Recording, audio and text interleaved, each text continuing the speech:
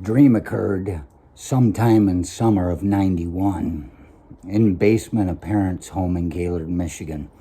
Recorded 19 August '95, Saturday night, in new studio on George Street, San Jose, California, 95110.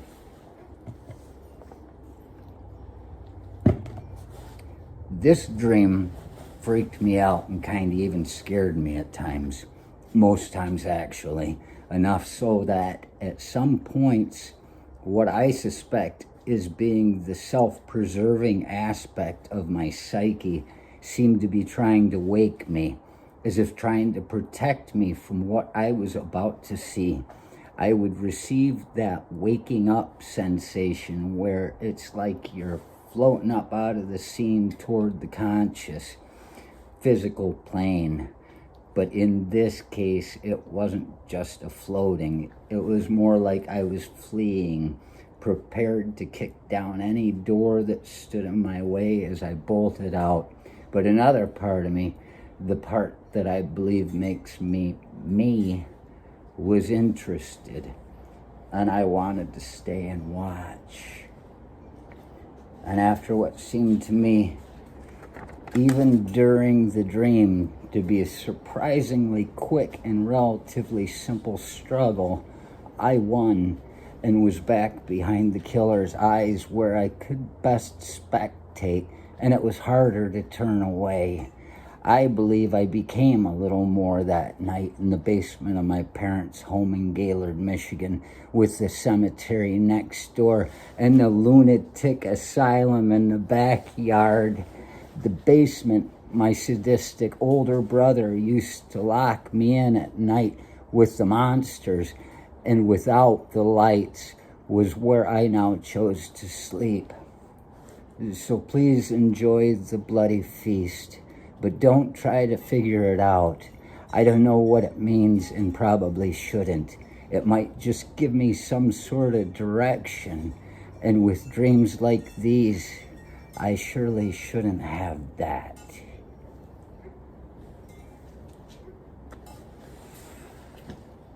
And now, our feature presentation.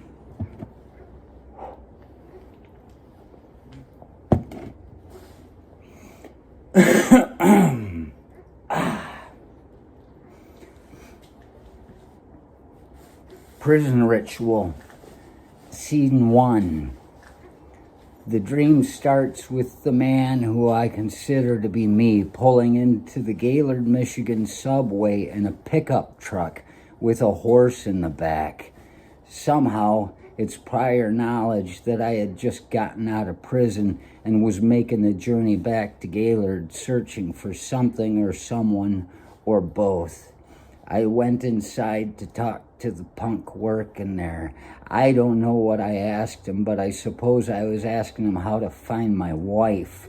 Apparently, we did a bank together or something that yielded an abundant income illegally. Regardless of what it was, she set me up for the fall and ran with the cash. I came back out with a look of knowing and determination, like that of prospective revenge, I suppose, and got in the truck.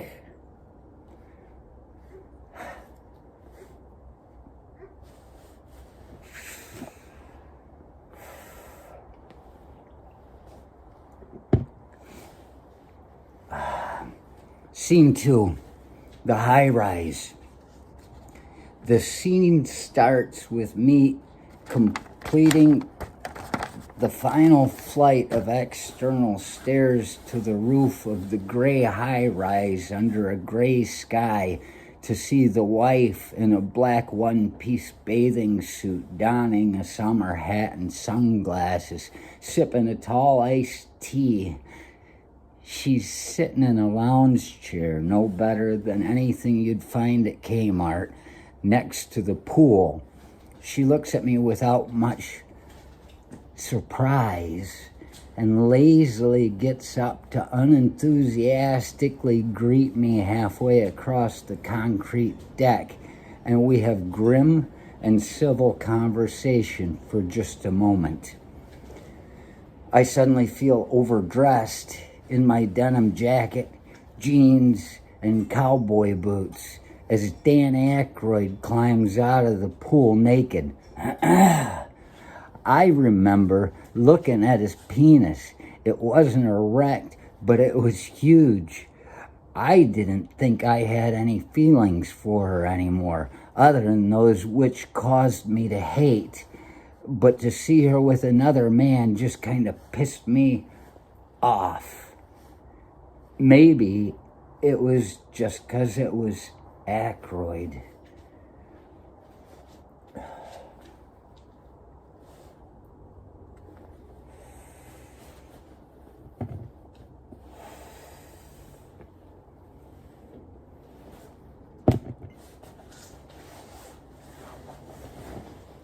Scene 3, Mom and Dad's basement.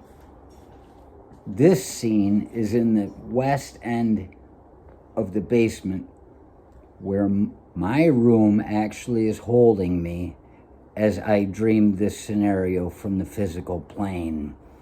South, west, and north walls are bare cinder block, and the east wall separating the room from the rest of the basement is nothing more than a wall of studs with a paneled veneer. Other things, old furniture, tables, chairs, a china cabinet, sporting equipment from our youth, clothes hanging from the unfinished ceiling, are stored here haphazardly. The scene begins with us already in a conversation, which quickly becomes a heated argument. There's a baby in an open-topped bassinet crying loudly, as babies often do when their parents are arguing. The baby is in the southwest corner of the room, and its wailing seems to ally with her fucking bitching in a considered effort to feel the rage building within me. I can't take it anymore.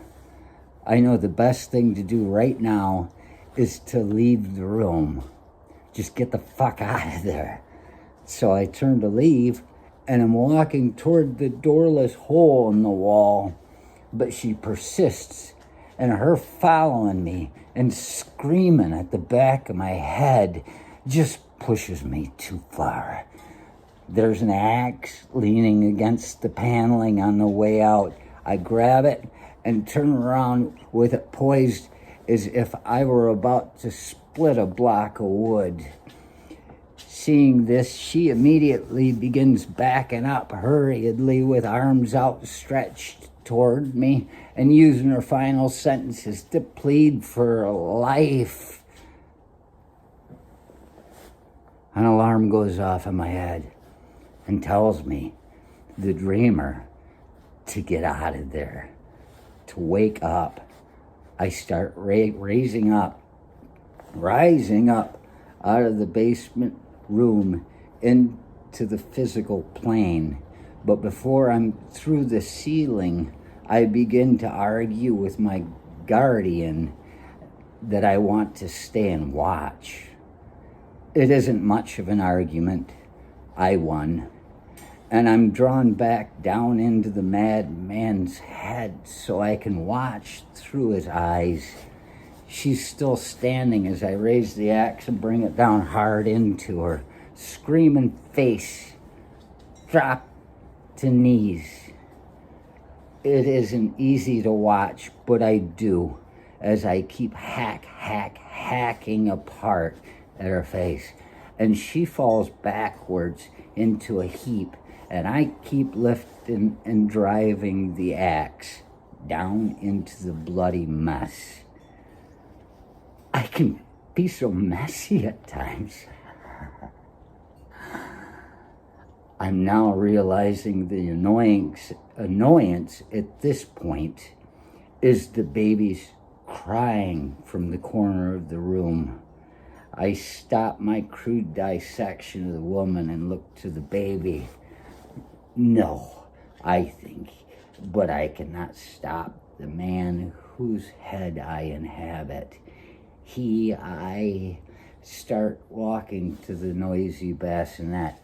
At its side, I raise the axe above my head and begin the downstroke. I cannot watch. In his head, I turn away.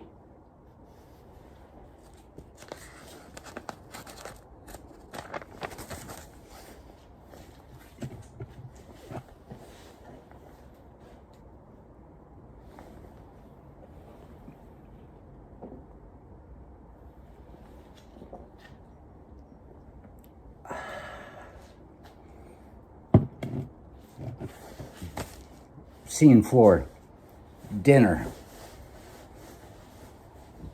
The setting is in the same as scene 3, with the addition of a witch's-style cauldron cooking a bubbling fluid that hides everything below its surface. I begin stirring the contents of the cauldron with a big old mixing stick. Then the dead baby emerges, left side first,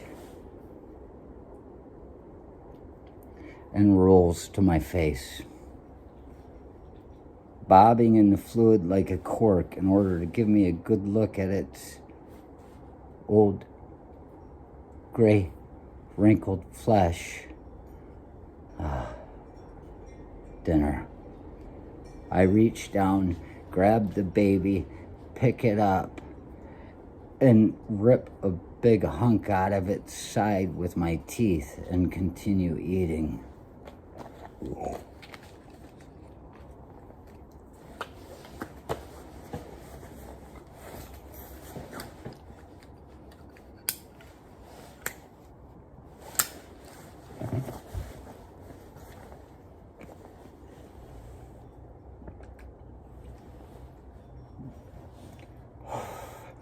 Scene 5. Nothing like a nice hot shower at the end of a busy day. The scene now switches to the next room over, just behind the stairs, where it seems Dad has finally gotten around to put in a makeshift bathroom, something of a shower anyway. There's a shower head and a curtain, and the walls are roomy enough, but are cinder block. It's pretty dank. And I seem happy enough in the shower getting clean. I look down to where my penis normally is to see that I've cut the whole area out around my penis and testicles and either discarded them or eaten them. I have no idea which. It doesn't even occur to me to wonder. It's no surprise they're gone. All that's left is a dark hole with a milky, pearlish substance kind of dripping out of the lower edge of the absence. I then reach into the hole, pull out my urethra, start turning in circles with pissing coming out of the tube, and doing a kind of dance accompanied by some ritualistic chant. Now this is either getting a little too weird, or wasn't ready for that.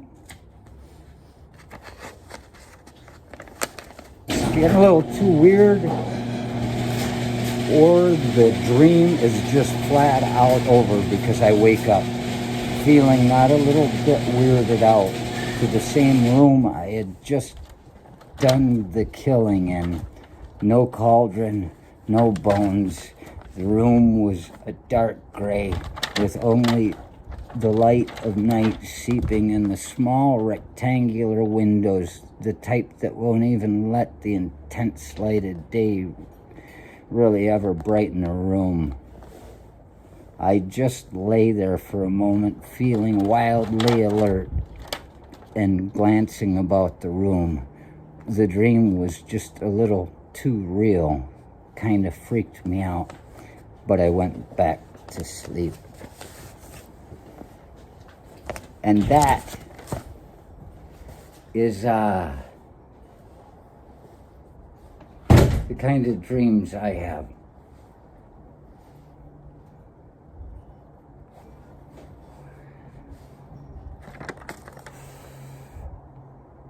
That's one that disturbs me. That's why I had to write it down back in '95.